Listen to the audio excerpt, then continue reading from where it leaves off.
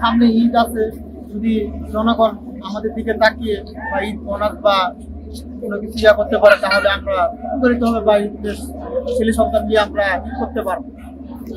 এটাই আগের জন্য আমরা আছি অনেক বছর ধরে, 4 বছর ধরে চলে কোনো রকম আল্লাহ দিলে রেল বাতিকা চলতে পারে। আমাদের তো রেল সরকার তো কোনো বেতন টেতন দেয় না বা কোনো বোনাস বা ঈদের তো কোনো একটা পাওয়া দেয় না। রেলের সেবা সেবা করে থাকে। হ্যাঁ, সবাই যদি আমাদের কিছু সাপোর্ট করে জনগণ, তাহলে আমরা একটু এগিয়ে দিতে পারি। এটাই আমাদের একটা প্রত্যাশা। আমাদের সংসারটা চলে মোটামুটি আর কি। তারপরে মানুষের সহযোগিতা পাইলে একটু আমরা ভালো চলতে পারবো। দুই ঈদে আমাদের একটু বর্ষিত টর্ষিত দিলে মানে একটু ভালো সংসারটা ভালো চলবে। আজকে প্রায় 2 বছর।